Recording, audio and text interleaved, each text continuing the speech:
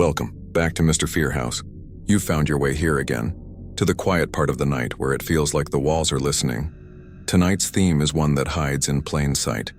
Tiny red lights, closed doors, rooms that feel almost perfect until you realize you're not the only one inside. These are 3 disturbing, true hidden camera horror stories. Each one pulled from the kind of footage no one was ever meant to see. The kind that turns your own reflection into something you don't trust anymore. And these stories, they don't end when the screen goes black. Most people who watch this channel forget to subscribe. Maybe they don't want the algorithm to remember them. What about you? What time is it where you are right now? And where are you watching from? Tell me in the comments. I want to know who's still awake. You might want to leave a light on for this one. Let's begin.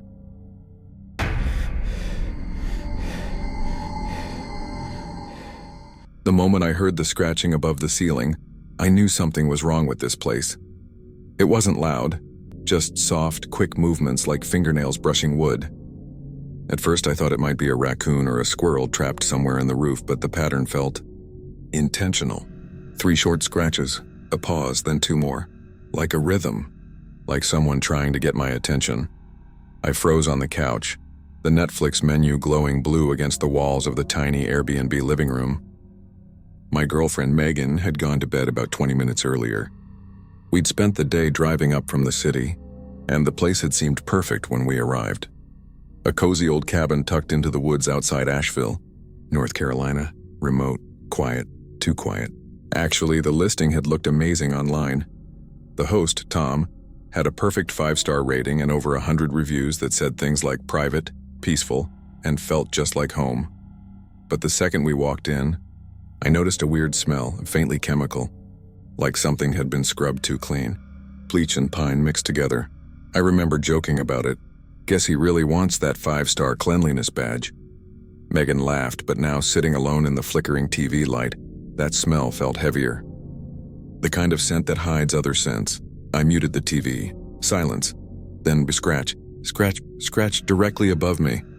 I stood slowly, staring at the ceiling. The sound came from the far corner near the attic hatch, a square piece of wood with a pull string hanging down. I whispered, "Nope," to no one and grabbed my phone to text Megan. Me. "Hey, are you awake?" Me.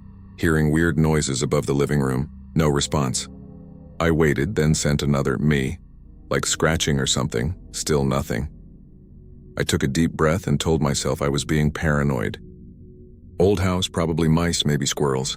But as I walked toward the kitchen to grab a bottle of water, something else caught my eye. A small red light on the smoke detector. It wasn't blinking like a normal detector. It was steady. I climbed up onto a chair, squinting. The device was slightly off-center and there was a faint click as I touched it. My stomach dropped. It wasn't a smoke detector. It was a small black dome camera, mounted exactly where it would capture the living room and kitchen. "Are you kidding me?" I muttered. I yanked it down. A wire ran through the drywall. The light went out, but the panic didn't. My pulse hammered in my throat. I stormed down the narrow hallway toward the bedroom. Megan was asleep on her side, the soft blue glow from her phone screen lighting up her face. I shook her shoulder gently. "Meg, wake up." She blinked, groggy. "What's wrong?" "There's a camera in the living room."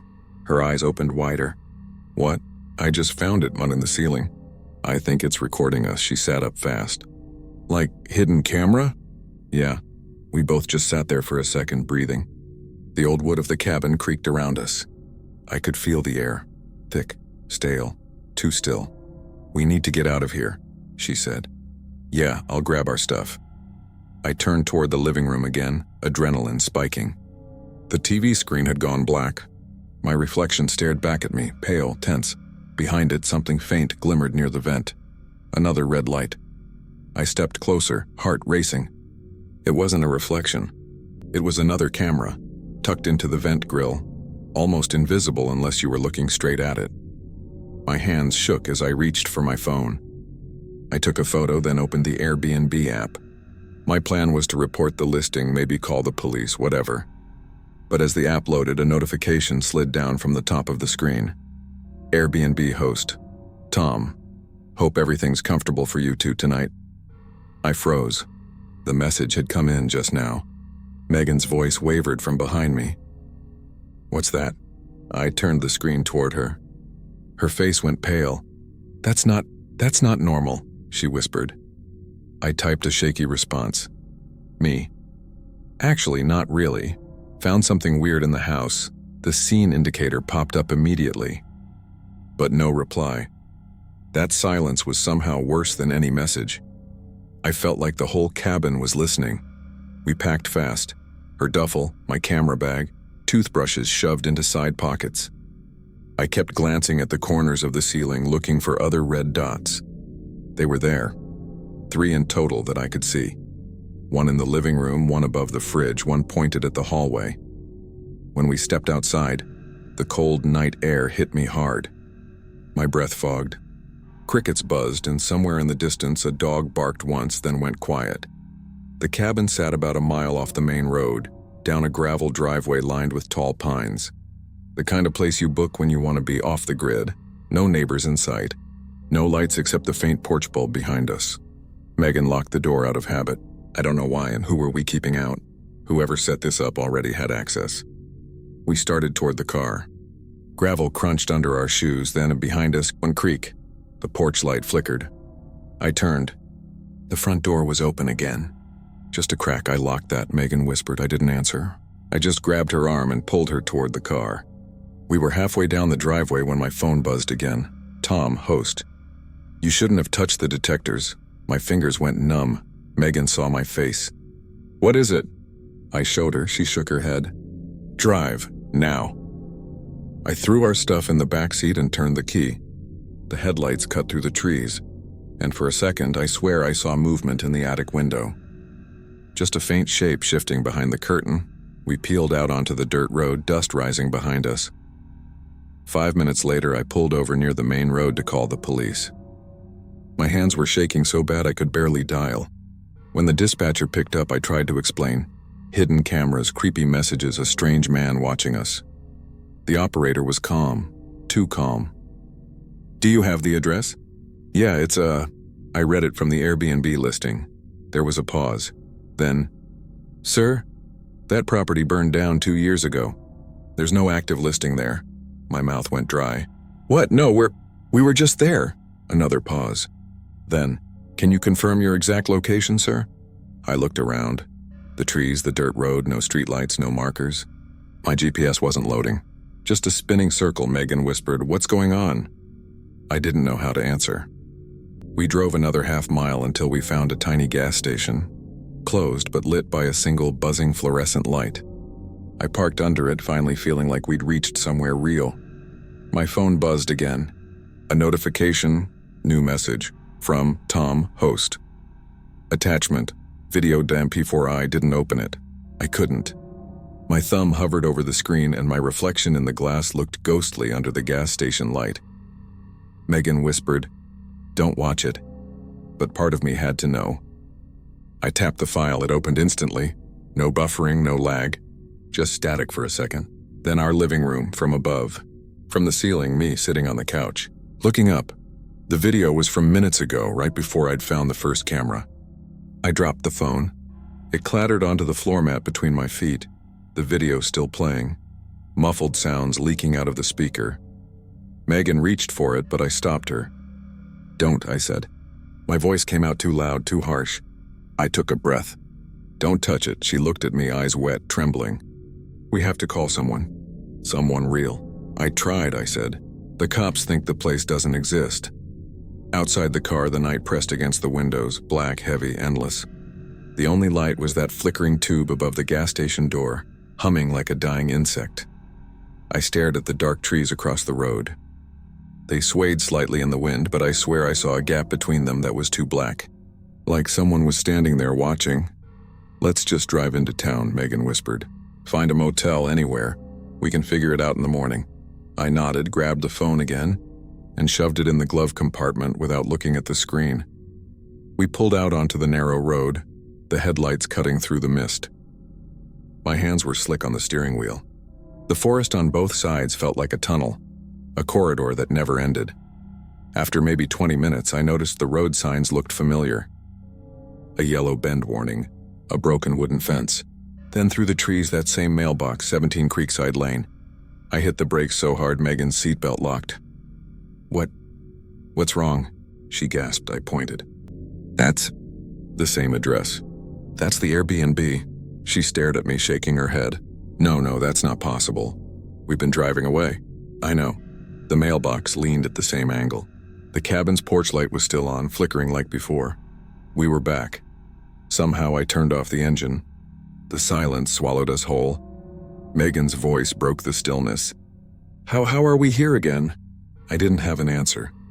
I opened the glove box, pulled out my phone again. No signal. GPS still spinning. The timestamp on the video had changed. It said, live.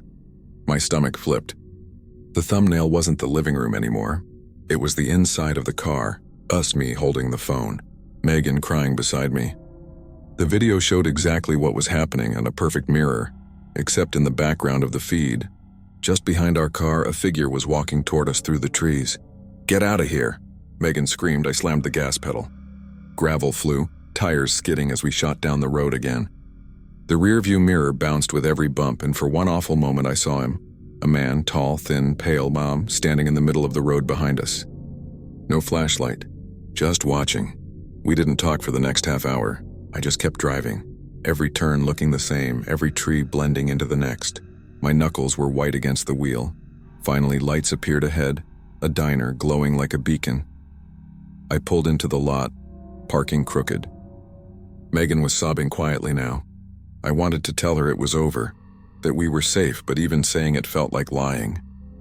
We went inside. The air smelled like burnt coffee and grease. A single waitress stood behind the counter, eyes heavy with boredom. She looked up and smiled faintly. Y'all traveling? She asked. Yeah, I said, voice hoarse. We, just needed to stop for a minute. She nodded slowly. Bathrooms are in the back. Megan went first and I ordered 2 coffees just to look normal. My hands wouldn't stop shaking as I pulled my phone out again. No new notifications, no service. But the video feed was still open, still labeled live. Only now the angle had changed again. It was showing the diner. My stomach twisted. The same counter, the same flickering neon sign in the window, and me, sitting there. But in the video, I wasn't looking at my phone. I was staring straight at the camera. Smiling, I dropped the phone onto the counter so fast the waitress jumped. You okay, honey? She asked. Yeah, sorry, just tired. Megan came back from the bathroom, pale but calmer. We should keep moving, she said softly. Before I could answer, the waitress leaned forward.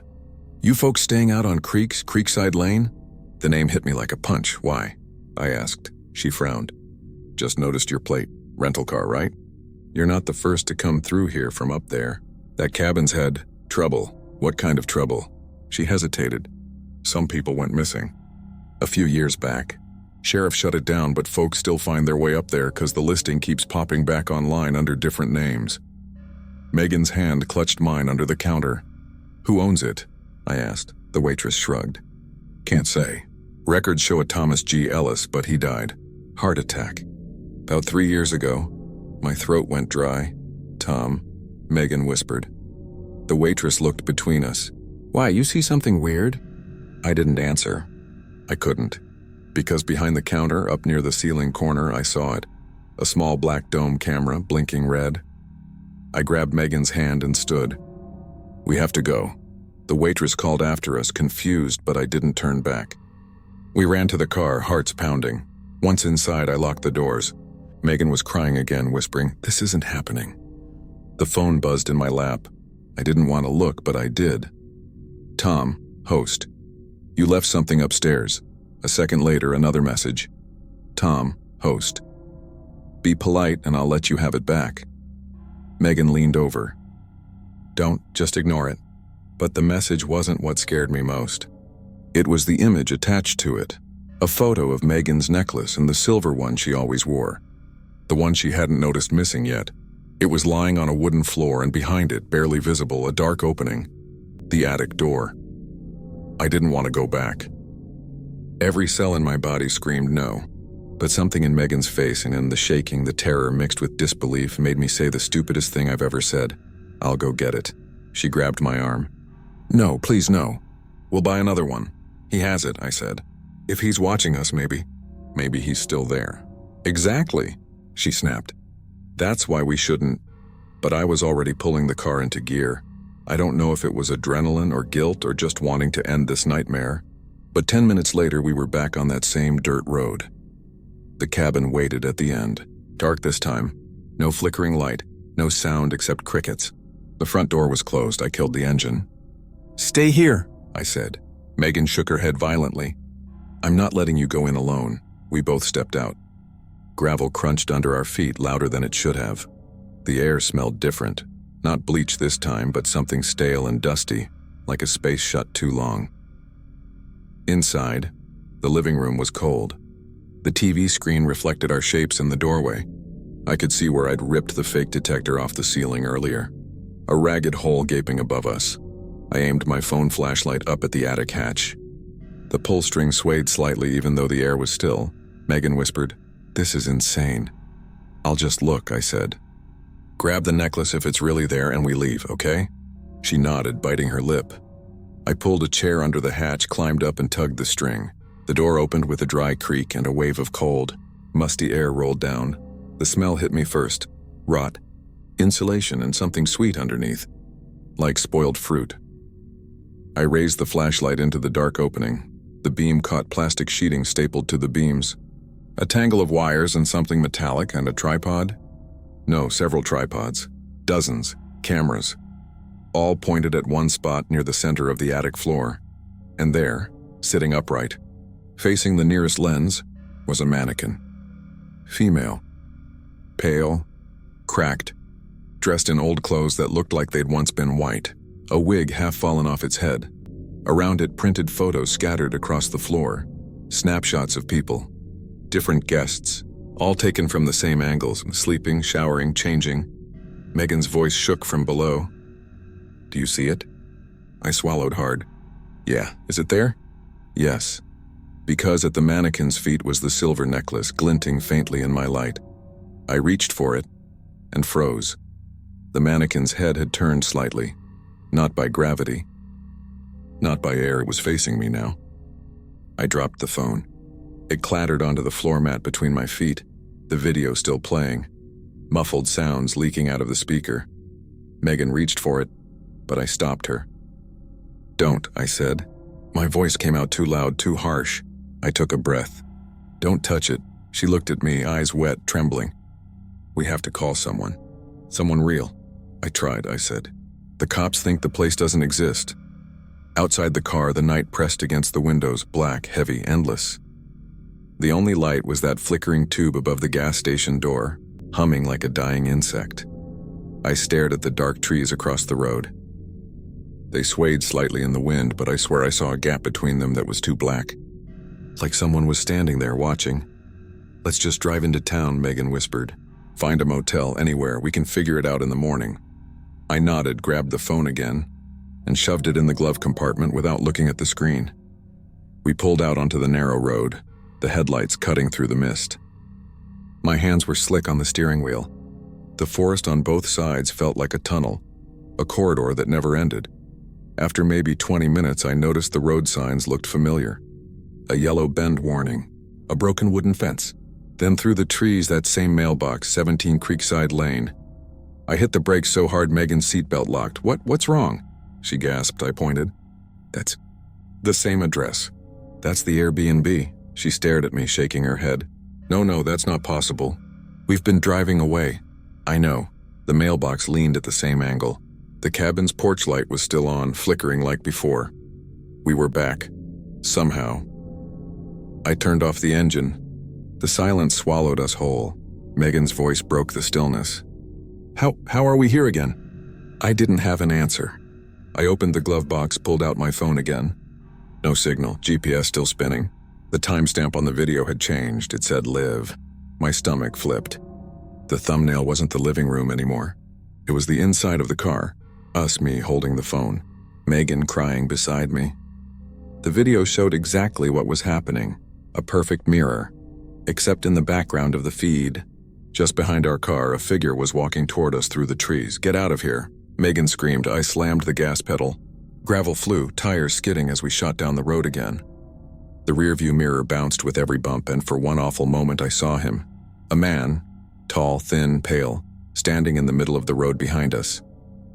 No flashlight. Just watching. We didn't talk for the next half hour. I just kept driving, every turn looking the same, every tree blending into the next. My knuckles were white against the wheel. Finally, lights appeared ahead, a diner glowing like a beacon. I pulled into the lot, parking crooked. Megan was sobbing quietly now. I wanted to tell her it was over, that we were safe, but even saying it felt like lying. We went inside. The air smelled like burnt coffee and grease. A single waitress stood behind the counter, eyes heavy with boredom. She looked up and smiled faintly. "Y'all traveling?" she asked. "Yeah," I said, voice hoarse. We just needed to stop for a minute," she nodded slowly. "Bathrooms are in the back." Megan went first, and I ordered 2 coffees just to look normal. My hands wouldn't stop shaking as I pulled my phone out again. No new notifications, no service. But the video feed was still open, still labeled live. Only now the angle had changed again. It was showing the diner. My stomach twisted. The same counter, the same flickering neon sign in the window, and me, sitting there. But in the video I wasn't looking at my phone. I was staring straight at the camera, smiling. I dropped the phone onto the counter so fast the waitress jumped. "You okay, honey?" she asked. "Yeah, sorry, just tired." Megan came back from the bathroom, pale but calmer. "We should keep moving," she said softly. Before I could answer, the waitress leaned forward. "You folks staying out on Creekside Lane?" The name hit me like a punch. "Why?" I asked. She frowned. "Just noticed your plate. Rental car, right? You're not the first to come through here from up there. That cabin's had trouble." "What kind of trouble?" She hesitated. "Some people went missing. A few years back. Sheriff shut it down, but folks still find their way up there because the listing keeps popping back online under different names." Megan's hand clutched mine under the counter. "Who owns it?" I asked. The waitress shrugged. "Can't say. Records show a Thomas G. Ellis, but he died. Heart attack. About 3 years ago." My throat went dry. "Tom?" Megan whispered. The waitress looked between us. "Why, you see something weird?" I didn't answer. I couldn't, because behind the counter up near the ceiling corner I saw it, a small black dome camera, blinking red. I grabbed Megan's hand and stood. "We have to go." The waitress called after us, confused, but I didn't turn back. We ran to the car, hearts pounding. Once inside, I locked the doors. Megan was crying again, whispering, "This isn't happening." The phone buzzed in my lap. I didn't want to look, but I did. "Tom, host. You left something upstairs." A second later, another message. "Tom, host. Be polite and I'll let you have it back." Megan leaned over. "Don't just ignore it." But the message wasn't what scared me most. It was the image attached to it, a photo of Megan's necklace, the silver one she always wore. The one she hadn't noticed missing yet. It was lying on a wooden floor, and behind it, barely visible, a dark opening. The attic door. I didn't want to go back. Every cell in my body screamed no. But something in Megan's face, and the shaking, the terror mixed with disbelief, made me say the stupidest thing I've ever said. "I'll go get it." She grabbed my arm. "No, please no. We'll buy another one." "He has it," I said. "If he's watching us, maybe." "Maybe he's still there." "Exactly," she snapped. "That's why we shouldn't." But I was already pulling the car into gear. I don't know if it was adrenaline or guilt or just wanting to end this nightmare. But 10 minutes later, we were back on that same dirt road. The cabin waited at the end. Dark this time. No flickering light, no sound except crickets. The front door was closed. I killed the engine. "Stay here," I said. Megan shook her head violently. "I'm not letting you go in alone." We both stepped out. Gravel crunched under our feet, louder than it should have. The air smelled different. Not bleach this time, but something stale and dusty, like a space shut too long. Inside, the living room was cold. The TV screen reflected our shapes in the doorway. I could see where I'd ripped the fake detector off the ceiling earlier, a ragged hole gaping above us. I aimed my phone flashlight up at the attic hatch. The pull string swayed slightly even though the air was still. Megan whispered, "This is insane." "I'll just look," I said. Grab the necklace if it's really there and we leave, okay? She nodded, biting her lip. I pulled a chair under the hatch, climbed up and tugged the string. The door opened with a dry creak and a wave of cold, musty air rolled down. The smell hit me first, rot, insulation and something sweet underneath, like spoiled fruit. I raised the flashlight into the dark opening. The beam caught plastic sheeting stapled to the beams. A tangle of wires and something metallic and a tripod? No, several tripods, dozens, cameras, all pointed at one spot near the center of the attic floor. And there, sitting upright, facing the nearest lens was a mannequin, female, pale, cracked, dressed in old clothes that looked like they'd once been white. A wig half fallen off its head. Around it, printed photos scattered across the floor, snapshots of people. Different guests, all taken from the same angles, sleeping, showering, changing. Megan's voice shook from below. Do you see it? I swallowed hard. Yeah, is it there? Yes, because at the mannequin's feet was the silver necklace. Gee, I couldn't breathe. The mannequin's glassy eyes caught the edge of my flashlight beam, and for one awful second I thought it had moved again. I held perfectly still, arm frozen midair, my whole body vibrating. Below me, Megan whispered, "What's happening? Why aren't you coming down?" I couldn't answer. My throat locked up. The attic was so quiet I could hear the faint crackle of the flashlight battery. Then the head moved again, slowly this time. Turning toward the far corner of the attic, I followed its gaze with the light. The beam slid across the floor over piles of plastic-wrapped wires and camera tripods, then stopped on a crawl space. A small rectangular hole at the back of the attic, covered by a curtain of hanging insulation, and from behind it came a sound I'll never forget. Breathing. Wet, uneven, too close. I jerked backward so fast my head hit the ceiling beam. The flashlight slipped from my hand and clattered down to the floor below. I lost my balance, half falling, half jumping off the chair. Megan screamed as I hit the floor, knees slamming into the wood. "What is it?" she cried. I grabbed her hand, gasping. "Someone's up there." "What?" "I heard—" I stopped. Because above us the scratching started again. The same pattern as before, 3 short, 2 long. But this time it wasn't distant. It was right above the hatch, and then a new sound. The slow drag of something heavy across the attic floor. Megan bolted toward the door, but I yanked her back. "Wait, for what?" she hissed. The car keys, they were still on the counter, where I'd dropped them earlier. I sprinted across the room, grabbed them, and that's when I saw movement in the reflection of the TV. The attic door above us was open wider, too wide. I spun around just as something fell inting faintly in my light. I reached for it, and froze. The mannequin's head had turned slightly, not by gravity, not by air. It was facing me now. The sun was coming up by the time we reached the highway. Pale orange light bled through the trees, but it didn't make me feel safe. It made everything look worse, too visible, too real. Megan hadn't spoken in almost an hour. She just stared at the road, eyes red, clutching the necklace in her lap. She must have grabbed it when I wasn't looking, but I didn't remember seeing her go near that attic again. "Meg," I said quietly. "Where'd you get that?" She looked at me, confused. "What do you mean?" "The necklace," I said. "You had it?" She nodded slowly. "You gave it to me." My chest tightened. "No, I didn't." For a second, neither of us said anything. The engine hummed. The tires hissed over asphalt. Then Megan's voice cracked. "Stop the car!" "What?" "Just stop!" she yelled. I pulled over onto the shoulder, dust kicking up around us. She threw the door open, got out, and stood in the middle of the empty road, shaking. "It's not mine," she whispered. "It's not mine, it's not—" I got out and grabbed her shoulders. "Megan, calm down." She pushed me away and held up the necklace. It was the same one, silver, delicate, but the charm was different. Instead of the tiny heart she'd had since college, this one had a small metal disc. Etched into it, barely visible, was a number. The same number as the mailbox. I took a step back. "Okay, we're throwing it away." She nodded, breathing hard. I took it from her and hurled it into the trees. The sound of metal hitting branches echoed once, then silence. We got back in the car. The moment I started driving, the radio turned on by itself. Static, then a faint voice cutting through the noise. "You shouldn't have left."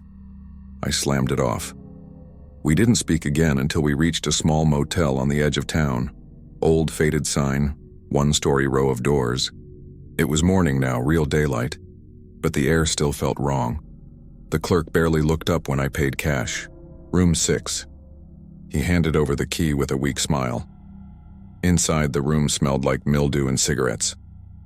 A single lamp buzzed in the corner. Megan collapsed onto the bed.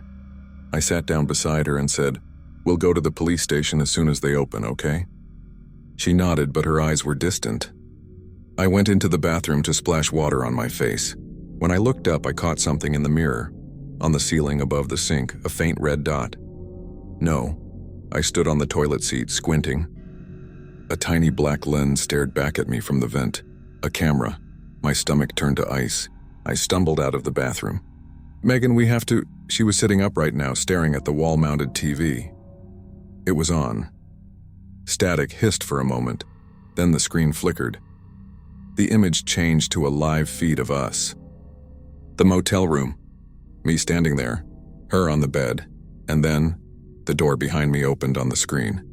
Not in real life, just on the feed. But when I turned, the door was still closed. The static built louder, almost screaming. Megan clutched her head. "Turn it off." I yanked the plug from the wall, but the screen stayed on. The image shifted, now showing the attic again. The cameras. The mannequin. But the mannequin wasn't alone. Someone else was up there. He moved into the light slowly, face pale, eyes sunken, mouth twisted in a strange half-smile. He raised something, a handheld camera, and pointed it straight at us through the feed. Megan whispered, "That's him." I couldn't move. Couldn't breathe. The man's lips moved. The sound came through the TV, muffled but clear enough. "I told you not to touch the detectors," then black. The screen went dark, and the lamp flickered out. Complete silence. Then a knock at the door. 3 short. 2 long. The same pattern as the scratches. Megan started sobbing. I grabbed her hand and backed toward the window. "We're leaving. Now." I yanked the curtain aside. The glass was covered from the outside. Duct tape crisscrossed over it, holding a sheet of black plastic against the pane. Whoever it was. They'd been there before we checked in. Another knock. Louder this time. I grabbed the bedside lamp and hurled it at the door. "Get away from us!" I shouted, no answer, just breathing. Slow, steady. Then, silence again. We didn't move for what felt like an hour. Finally, when the sun rose higher and light pushed through the gaps in the plastic, I forced myself to the door. My hands shook as I unlocked it inch by inch. The hallway outside was empty, but taped to the floor was a small envelope, my name written across it in red ink. Inside, a printed photo, me and Megan taken from above. In this room, this morning, I dropped it. My vision blurred. The air felt thin, unreal. Megan whispered, "We're never getting away, are we?" I didn't answer. I couldn't. Because as I looked up at the vent above the bed, that tiny black circle in the metal, I realized the red light had come back on, and this time, I heard a voice through it, a whisper, close and calm. "Look up." I did. Something shifted in the vent. A pale eye blinked back at me through the darkness. I don't remember leaving the motel. I just remember driving. Miles and miles of road until the woods turned to fields, then to empty stretches of nothing. We stopped for gas hours later. The clerk asked if we were okay. I must have looked insane, shaking, filthy, covered in dust. He asked where we were coming from. I told him. He frowned. "Creekside Lane? That's just a pile of rubble now. Place burned down years ago." I didn't argue. I just nodded and paid. Back in the car, Megan stared at me like she was barely holding herself together. "Do you think he's still watching?" She whispered. I didn't answer, because I knew the truth. When I started the engine, the car's dashboard screen flickered on. No phone connected, no signal, and a familiar video file opened automatically. Video.mp4. It showed the inside of our car, S right now, and a line of text at the bottom of the screen, "Smile for the attic."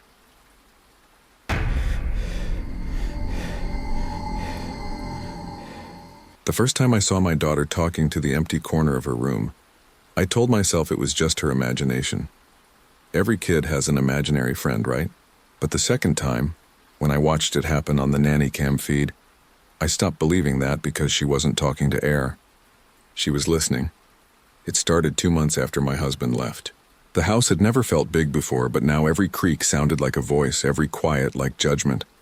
I worked from home, running invoices for a shipping company, but I couldn't focus with Lily running around. She was only 4, smart, curious, and always asking questions I didn't know how to answer. So I hired a babysitter. Her name was Emily, a college student from the local university. She came with glowing references and an easy smile that made me feel immediately at ease. Still, I didn't want to take chances, so I bought a nanny cam, one of those sleek black ones disguised as a digital clock. You could connect to it through an app and watch a live feed from your phone. The first few nights, everything seemed normal. I'd glance at the feed while working late, see Emily reading bedtime stories or folding laundry. Sometimes Lily would be asleep on the couch clutching her stuffed rabbit, but then the feed started freezing, not buffering, freezing. Emily would be halfway through a sentence and the video would lock up for 3 or 4 seconds before jumping forward. No glitches, no distortion, just missing time. At first I assumed it was the Wi-Fi, but when I rewound the footage, the same gaps were there.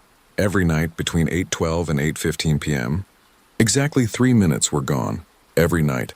One Friday evening, after Emily had gone home, I went upstairs to check on Lily. Her door was open. She was sitting cross-legged on the floor in her pajamas, whispering. "Who are you talking to, baby?" I asked. She looked up and smiled. "The man." My heart skipped.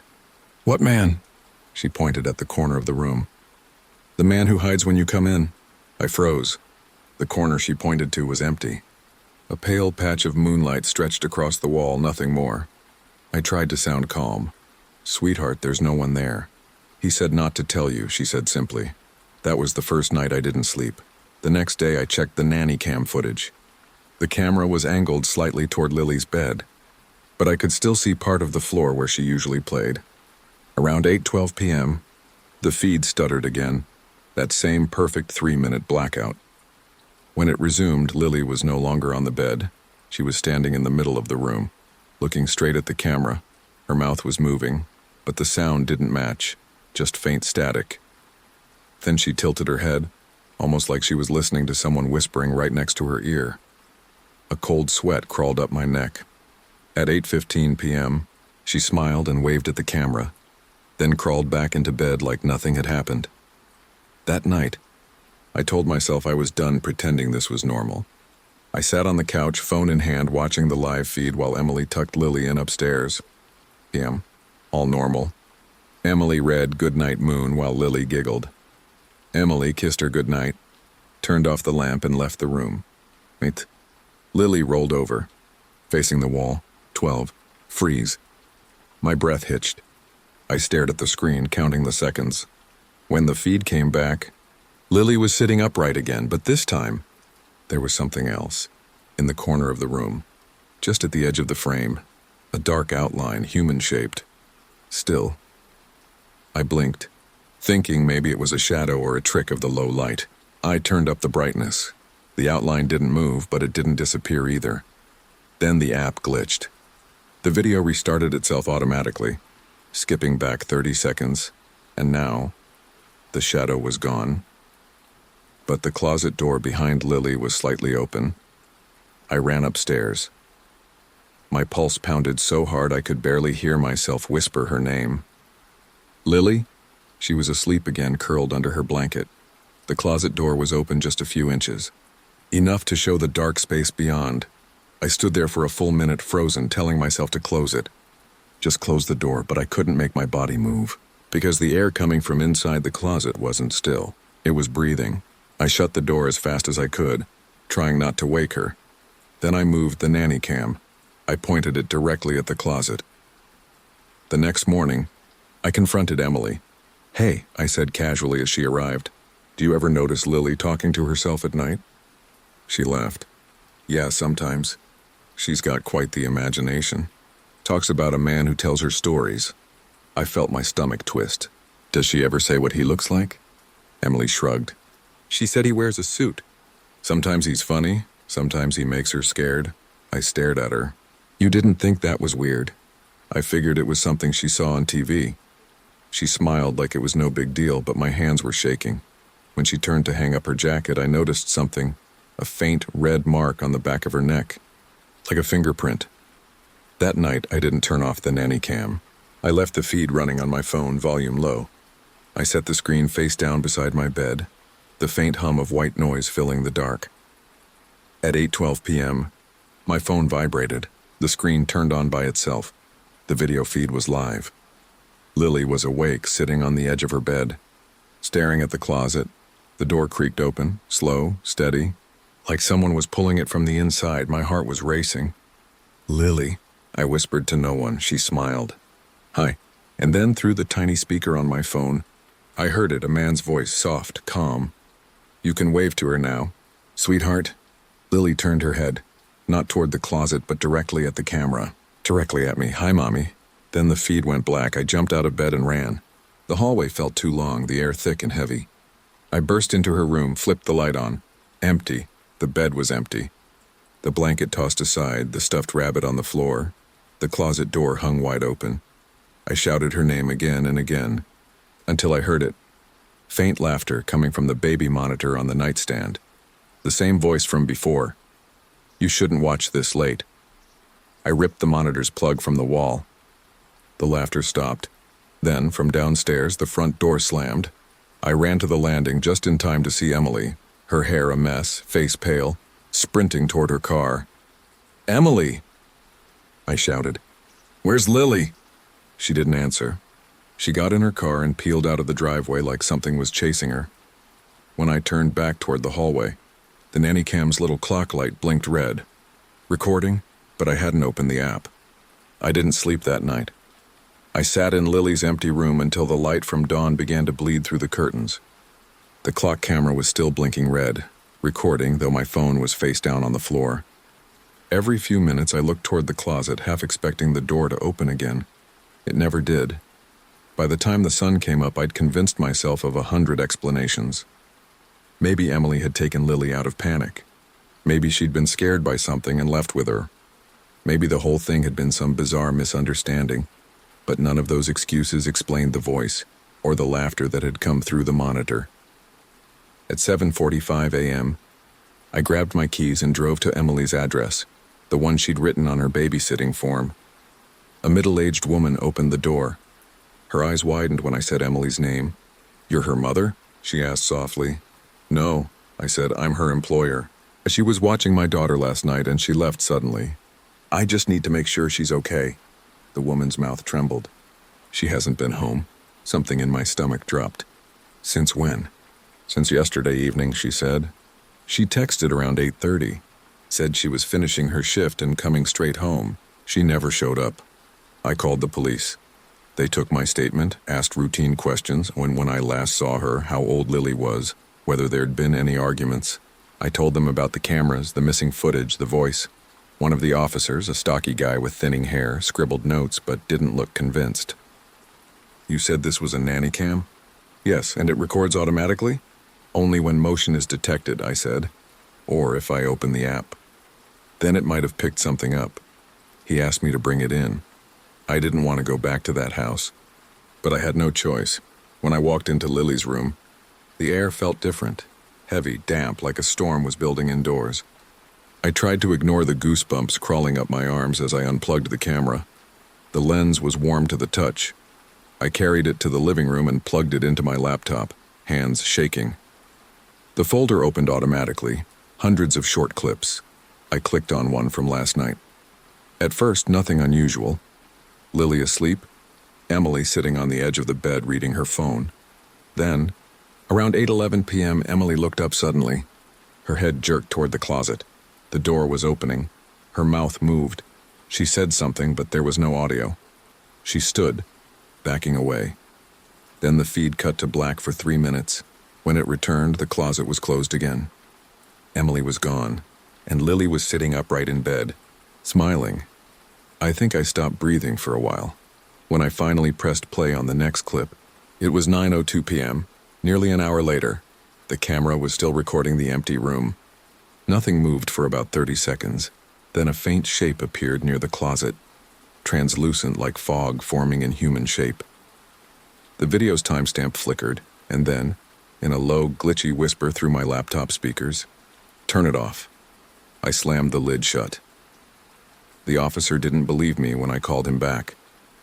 He said the footage must have been corrupted, that I was in shock. "Ma'am, if your daughter's missing, we need to focus on real leads, not ghost stories." "Then explain the voice," I shouted. He sighed. "Bring the device to the station. We'll have a tech look at it." When I hung up, the room was silent again, but then I heard it, a faint, rhythmic tap, tap, tap coming from the baby monitor I'd unplugged last night. Except now, it was plugged in again. The green light blinked steadily. I picked it up with trembling hands. Through the speaker, faint static, then Lily's voice. "Mommy?" My knees went weak. "Lily? Where are you, baby?" No answer. Just her soft breathing, then another voice. Lower, slower. "She's right here. We're watching the video together." I threw the monitor across the room. It hit the wall and shattered. I didn't remember leaving the house, but somehow I ended up in my car, engine running. My hands were shaking on the steering wheel. I drove without direction, past gas stations, over bridges, through empty side streets until I saw a small church parking lot. I pulled in and cried until I couldn't anymore. When my phone finally buzzed, I almost screamed. "Unknown number," I answered. "Hello?" For a second, nothing. Then static. Then a voice. "You left too early." I hung up immediately and turned the phone off. When I got home, the front door was wide open. The police hadn't been there yet. No cars, no tape. The air inside was cold, unnaturally cold, like all the windows had been open for hours. First thing I saw was Lily's stuffed rabbit sitting upright on the couch. I hadn't touched it since last night. There was something pinned to its ear, a tiny scrap of paper, folded once, my name. Inside, one sentence written in messy, looping handwriting. "You can check the footage now." I told myself not to. I told myself to get in the car, drive, never come back. But I plugged the camera in again anyway. The newest video was time-stamped this morning. I pressed play. The image flickered. And then the view settled on my living room, me, sitting on the couch, watching the screen. But I wasn't alone. There was someone standing behind me, tall, out of focus. Their face just barely visible above my shoulder. I froze. The camera angle never changed, but I could see myself in real time breathing, shaking. And then the person behind me leaned down and whispered something into my ear. In the video, I didn't react, but through the laptop speakers, I heard it clear as day. "She's not yours anymore." I don't know how long I sat there before I noticed movement outside the window. Just a flicker, a shape passing too close to the glass. When I looked, there was nothing. Then another flicker. I stood up slowly and realized there were tiny red dots glowing faintly in the corners of the ceiling. Not one, not two, 5, all blinking, all recording. I grabbed my purse and ran for the front door, but something stopped me cold. On the inside of the door, written in what looked like ash or soot, were 5 words: "We only watch the willing." I drove to the police station after that.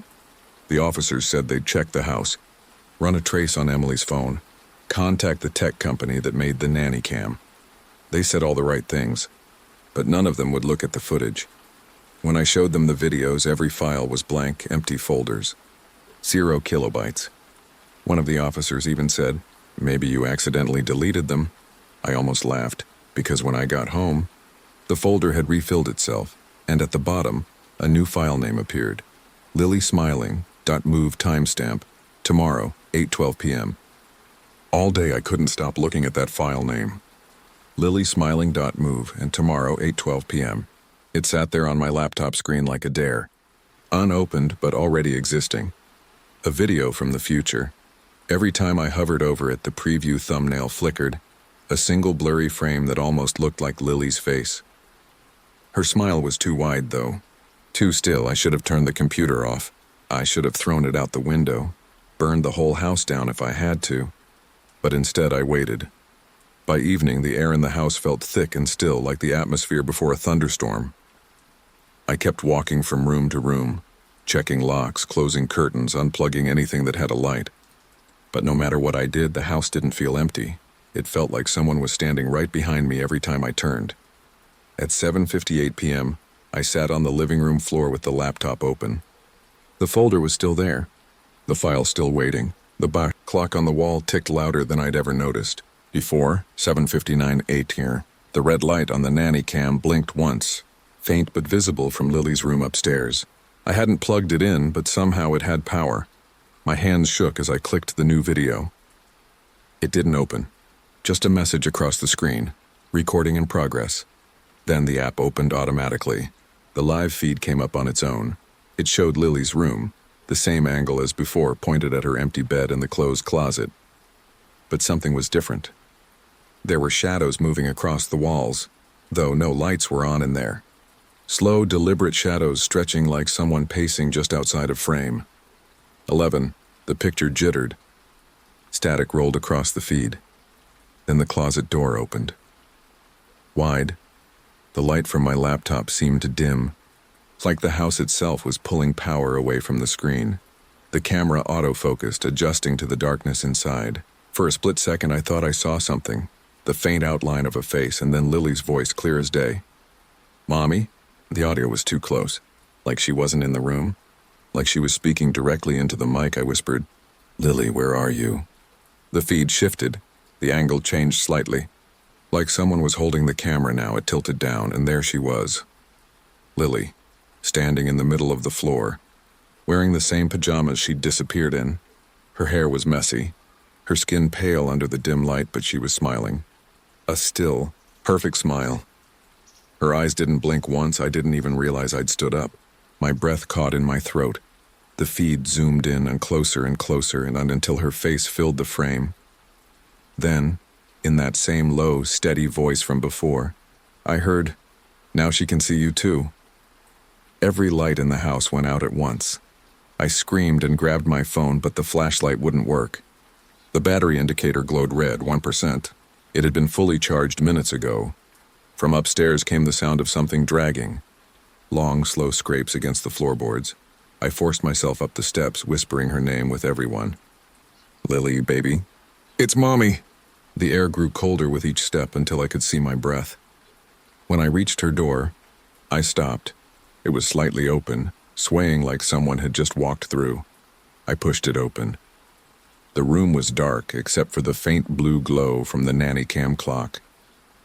Lily stood in the center of the room, exactly like on the video, smiling. "Sweetheart," I whispered.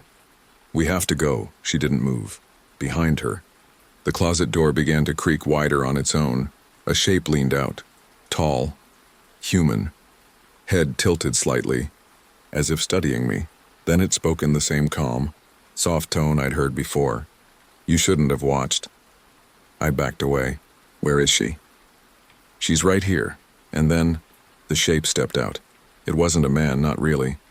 It looked like one, dressed in something that might have once been a suit, skin pale and stretched, hair thin and colorless. But there was nothing behind the eyes, just hollow gray. He put his hand on Lily's shoulder. She didn't react. "Let her go," I said, trying to sound brave. He smiled faintly. "She belongs where she's seen." He turned his head toward the camera. The red light blinked faster. Then, Lily looked at me, her mouth still smiling, but her eyes full of tears. "Mommy," she whispered. "He said we have to smile for the picture." The camera clicked. The sound of a shutter, and in that split-second flash, the man and Lily were gone, just empty air. I ran to the closet. Nothing. I tore the blankets from the bed. Nothing. Only the faint smell of dust and something metallic, like old coins or blood. My legs gave out. I dropped to the floor, shaking. The clock said 8:15. The same 3 minutes were gone again. I called 911. I told them my daughter had been taken, that there was a man in my house. They came within minutes. But there was no sign of forced entry. No footprints. No one on any security camera from the street. They said I must have imagined it, that I'd been under stress. When I showed them the nanny cam, they found nothing but blank footage. Just empty rooms, static, silence. But when they left, I turned the camera back on. There was one file, one they hadn't seen. Timestamp, 8:12 p.m. Title, Mommy smiling. Movie pressed play. The video showed Lily's room, dark and still. Then the camera turned toward the door, and I saw myself standing there, watching, except I wasn't holding a phone or a laptop. I wasn't even moving, just standing perfectly still, smiling. I slammed the laptop shut and threw it across the room. It hit the wall, cracked, and went dark. But when I looked up, the red light on the nanny cam was still blinking. Faster now. Almost frantic, and faintly, underneath that sound, I could hear Lily's voice again. "Mommy, don't turn it off. He gets mad when you turn it off." That night I slept in my car. I parked 2 blocks away, windows rolled up, doors locked. Every sound outside made me jump. The wind, the creak of trees, the hum of passing cars. At 8:12 p.m., my phone vibrated. No caller ID. I shouldn't have answered, but I did. Static filled the speaker first, then breathing, then a man's voice, calm and quiet. "Smile for her, and she'll come home." I looked at my phone screen and the call wasn't from a number. It was from an app, the Nanny Cam app. The live feed opened by itself. Inside, Lily's room was empty again, except now, written on the wall behind her bed in large uneven letters, were 5 words: "We see you smiling too." By the time the police came back, I was already packed to leave. 2 suitcases. 1 box of Lily's clothes. Nothing else. I didn't care what they said. The house wasn't safe anymore. But as soon as I opened the door, Officer Martinez, the same one who'd dismissed me before, was already on the porch. He looked uneasy this time, like maybe he finally believed something wasn't right. "Ma'am," he said quietly, "we found your babysitter's car." My chest tightened. "Where?" "About 2 miles from here in a drainage lot off County Road 6. Was she?" He shook his head. "No sign of her. But there was something you should see." He handed me a small plastic evidence bag. Inside was a flash drive, black, no markings. "Where did you find this?" I asked. "In the ignition," he said. "Plugged into one of those USB charger ports." My stomach sank.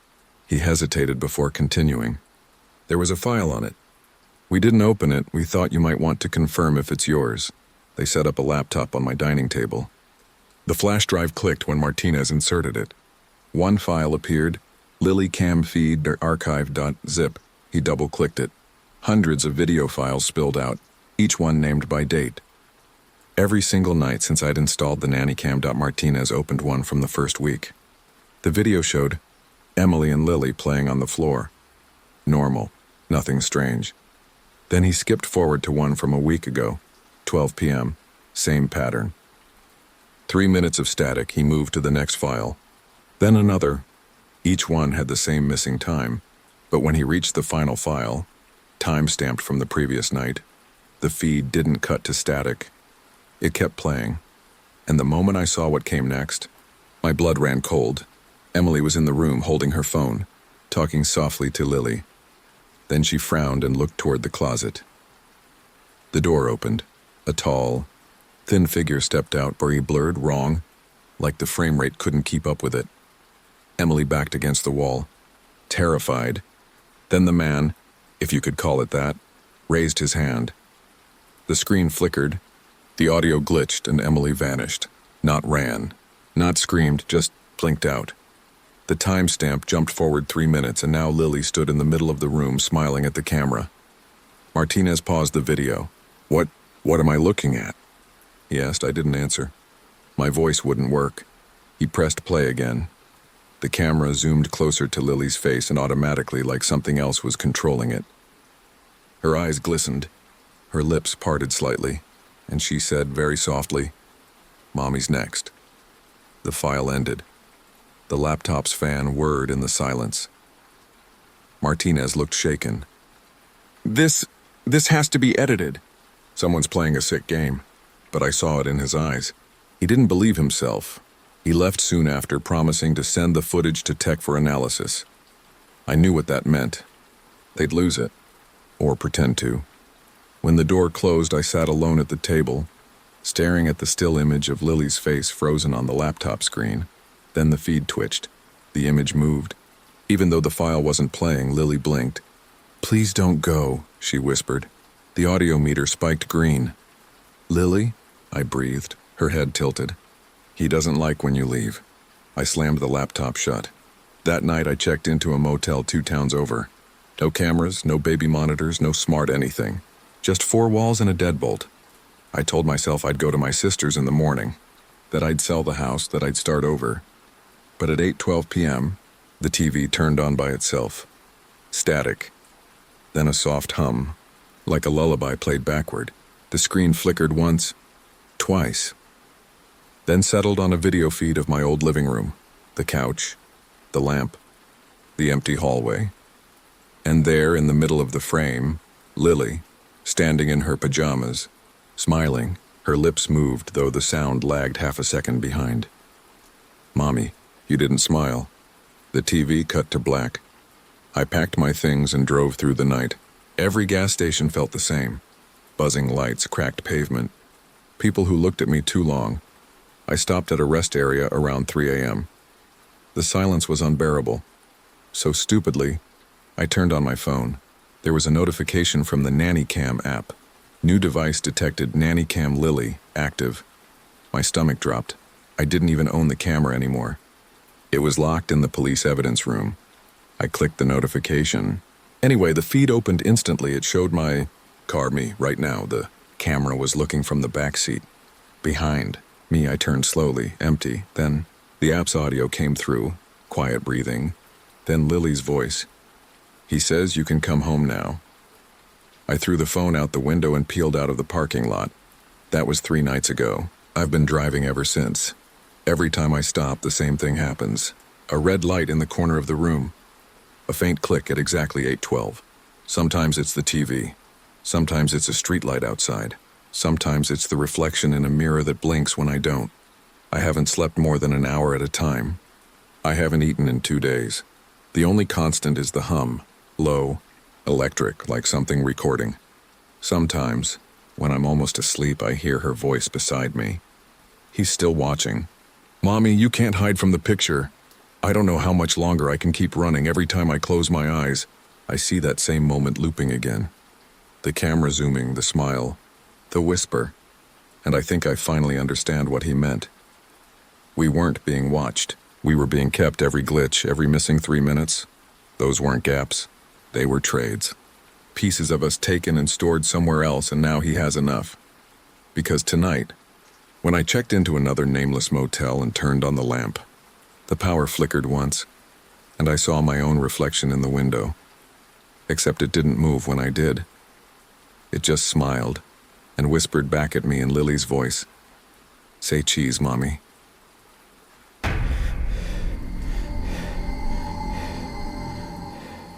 Woke up to the sound of someone walking above me.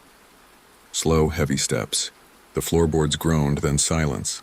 I lay there in the dark, holding my breath, staring at the ceiling of the cabin, an old pine shack I'd rented for a few months to get away from everything, except there was no upstairs. This was a single-floor cabin. The sound came again, deliberate. Dragging footsteps moving across the ceiling.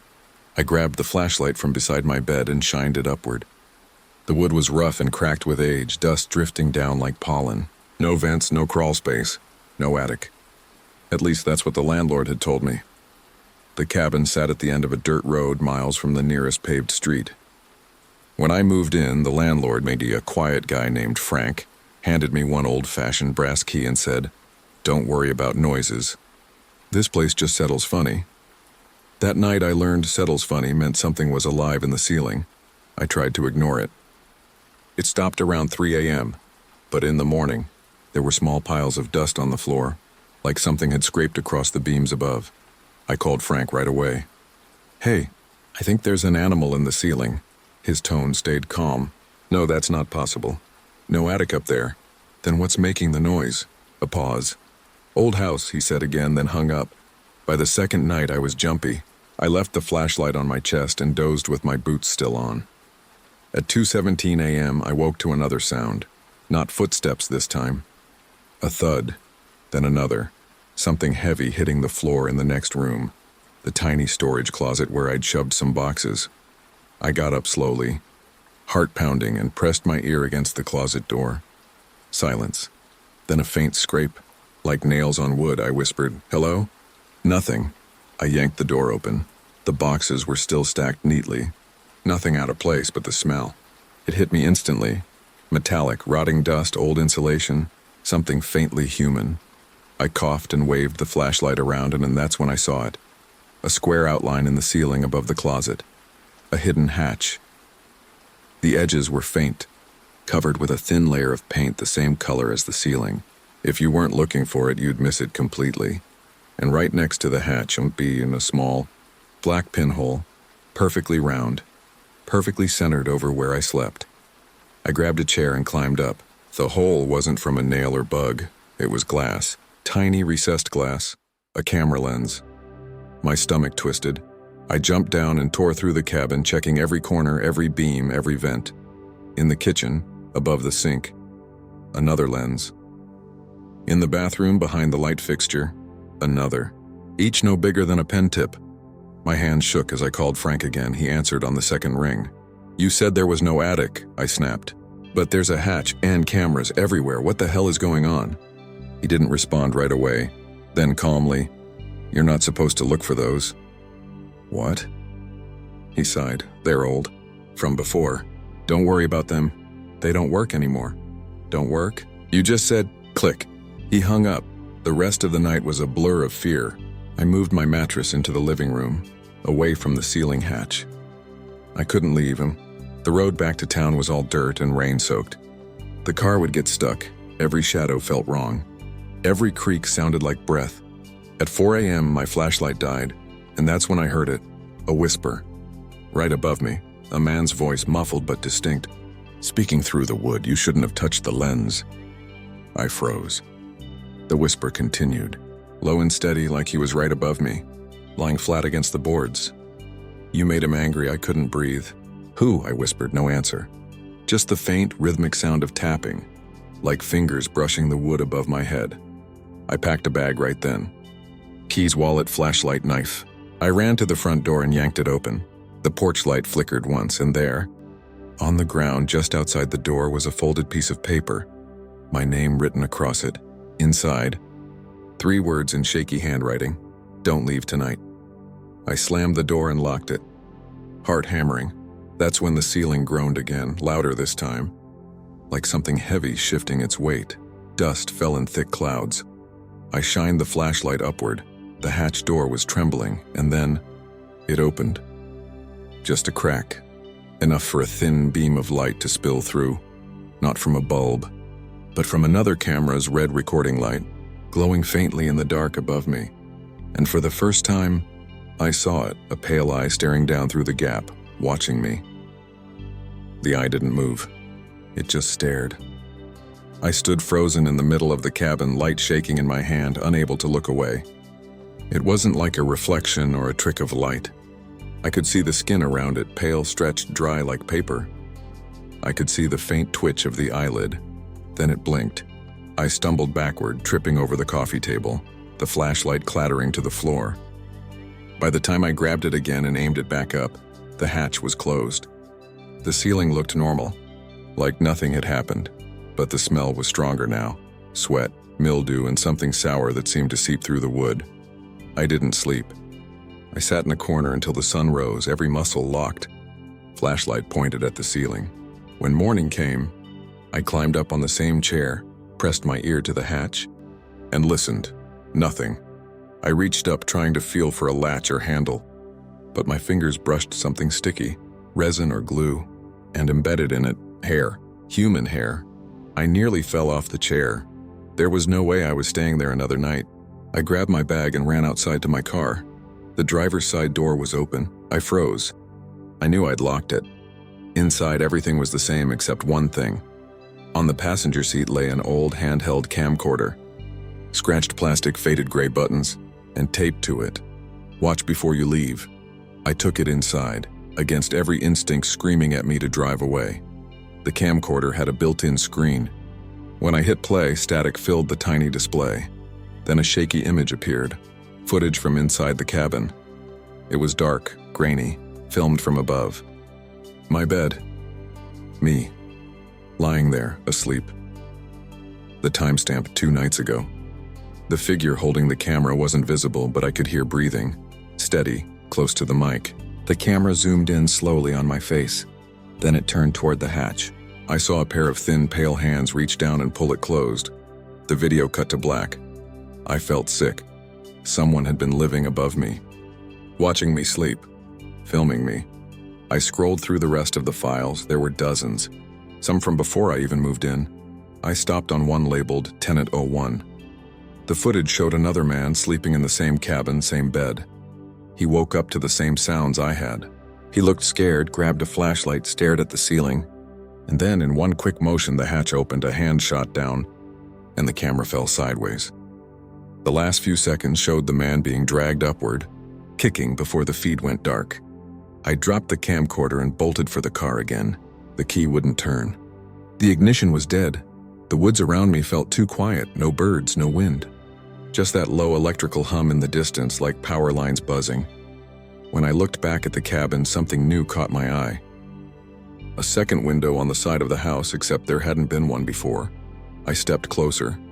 The glass was tinted, almost black, but I could faintly make out movement inside. Someone pacing, slow and deliberate. I whispered, "Frank?"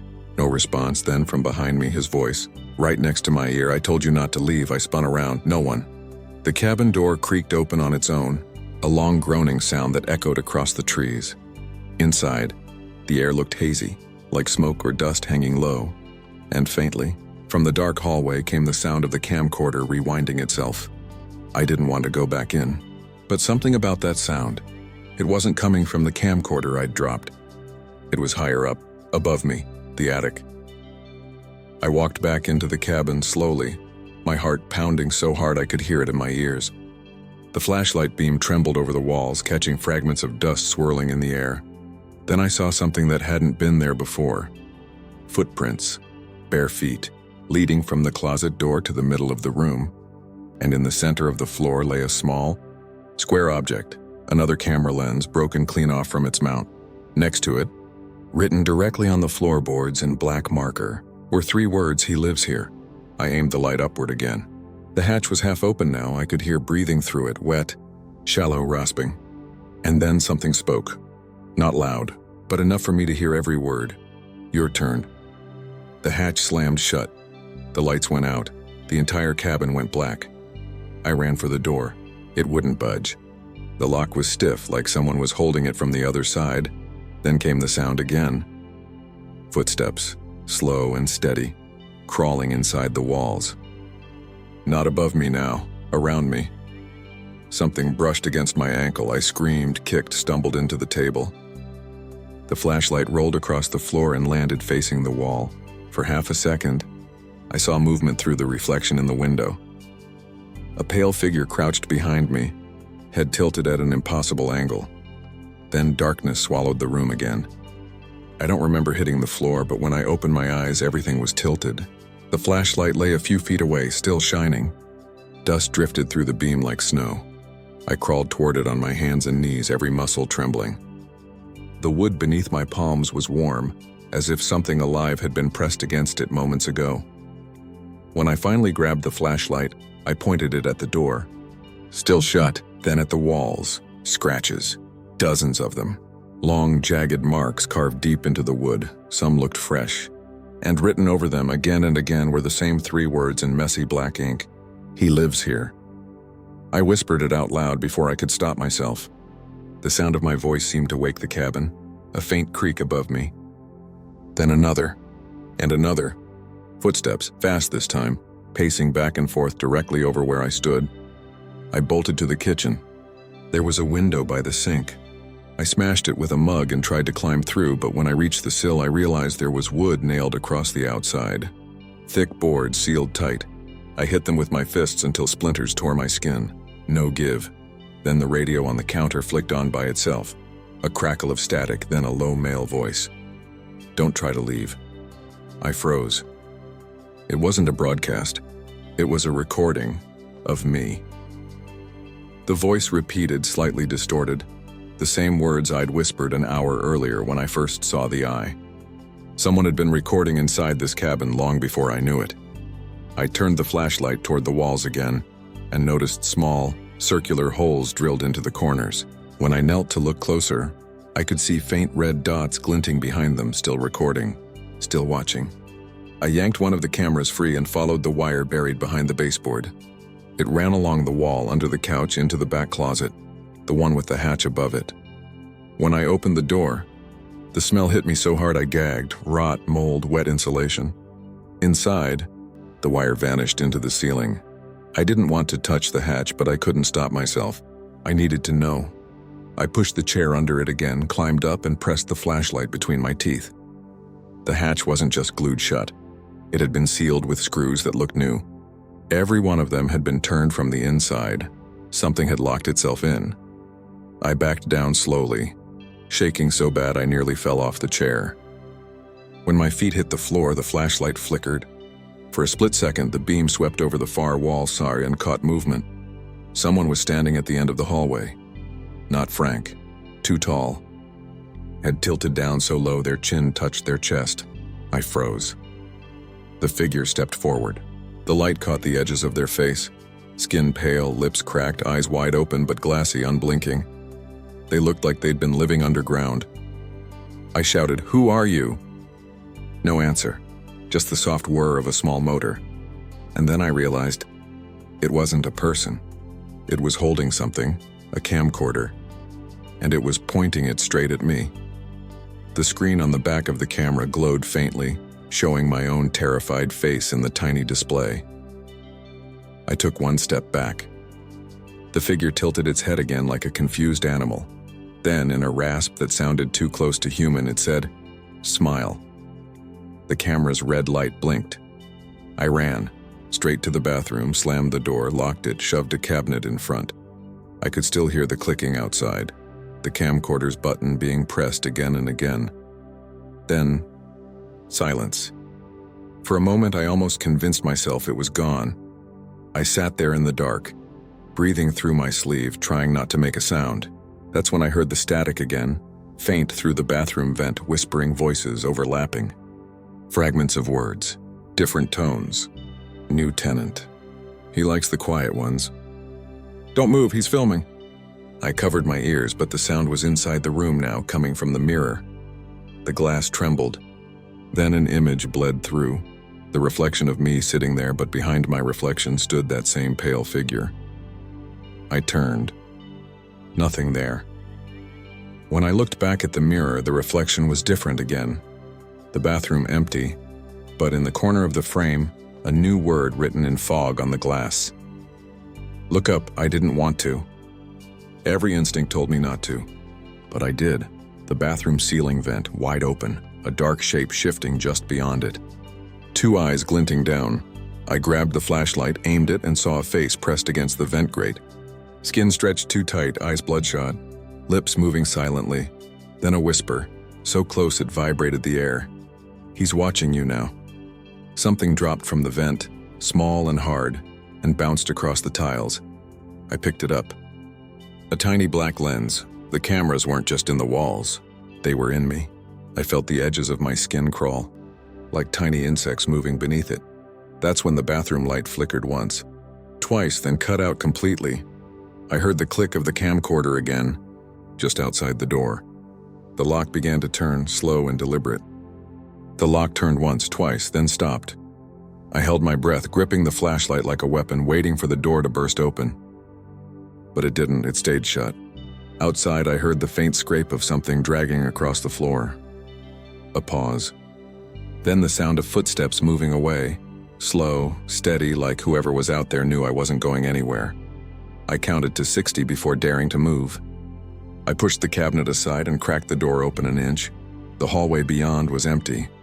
The air felt heavy, thick with dust and something else, the smell of old metal and film tape. I crept out, light trembling in my hand. Every corner of the cabin looked darker now, as if the walls themselves were absorbing the beam. The living room was a wreck. The couch flipped, the table smashed, my things scattered everywhere. And in the middle of the floor, the camcorder. Its little red light was still on, recording. I picked it up. The screen flickered to life, showing me holding it. The feed on a loop, like it was both filming and playing at the same time. I turned in a slow circle. Everywhere I pointed it, the image matched reality. except for one corner. In the video behind me, the attic hatch was open. But when I looked up in real life, it was closed. I swallowed hard. Then, without thinking, I whispered, "I can see you." The camcorder buzzed. The hatch opened with a long, slow creak. The ladder dropped down on its own. The sound it made was too deliberate to be gravity. Metal scraping against wood, rung by rung. I should have run, but something about the silence after it stopped. It pulled at me, like the cabin was waiting. I climbed the first rung. The air got colder, sharper, full of dust that stung my throat. By the time I reached the top, the beam of my flashlight caught something glinting in the dark. Dozens of eyes. For a split second, I thought they were animals, but they didn't blink. They were lenses. Hundreds of small black camera lenses mounted across every surface of the attic. Ceiling, beams, floorboards, even the insulation. All of them pointed inward. At a single spot in the center of the space, a mattress. The smell was unbearable. Sweat, mold, rot. I crept closer. On the mattress lay a small TV monitor plugged into a tangle of wires. It was playing a video. I leaned in. The footage showed me. Right now. Kneeling in the attic, staring at the screen. The timestamp updated in real time. Then, in the feed behind me, something started to move. I spun around and nothing. Back to the screen. The figure was closer now, standing just behind my shoulder. My body froze. I could feel warmth against my neck. A slow exhale, just enough to move my hair. Then a whisper, quiet and certain. "You're the next tenant." I lunged for the ladder, but something grabbed my ankle. Cold fingers, rough like bark. I kicked, screamed, tried to pull away. The flashlight fell, rolling across the floor, its beam spinning through the maze of cameras. Each one's red light blinked faster, sinking to the rhythm of my heartbeat. The grip tightened, dragging me back toward the mattress. I clawed at the wood, leaving splinters in my hands. I didn't look back. I couldn't. Then the voice, lower this time, closer to my ear. Smile for the feed. The camera lights all turned solid red at once. A flash. Then darkness. I woke up hours later, maybe days, I don't know, on the same mattress. The air was stale, heavy with the sound of faint static. The cameras were still. Off. For a second, I thought it was over. Then I heard footsteps below me. Someone else was moving through the cabin. Opening drawers. Dragging furniture, a voice, a male. They called out, "Hello?" Frank said, "The keys are on the table." Another tenant. I tried to speak, to shout, to warn him, but my throat burned. The sound wouldn't come out. I crawled toward the ladder, but there wasn't one anymore. Just a sealed wooden trapdoor where the hatch used to be. The new tenant's footsteps creaked across the floor below. He was humming softly, maybe trying to calm his nerves. I pressed my ear to the boards, desperate. I could hear him unpacking, hear him muttering to himself about getting away from everything. Then a pause. He must have seen something. Maybe one of the cameras. I heard him say, "What the hell is this?" And then, in my own voice, echoing from the vent above his head, "Don't touch the lens." That's when I understood. I wasn't stuck here. I was part of it. The cameras weren't recording anymore. They were feeding through me. Every blink, every breath syncing with the red lights buried in the walls. I tried to scream again, but it came out wrong, distorted, mechanical, like a voice from an old speaker. Below, the new tenant moved through the house, his footsteps following the same path mine had. Living my moments, repeating my words. The system didn't need new cameras. It had us. Somewhere far below, I heard the faint whir of a camcorder powering on. The static hum filled the air. And then, through every lens in the attic, the red lights blinked back to life, recording. The last thing I saw before the lights dimmed was the screen flickering on the TV in front of me. The new tenant's face. Staring up at the ceiling, I smiled without meaning to, and my voice, and not my choice, not my sound, like whispered through the speakers, "Say cheese."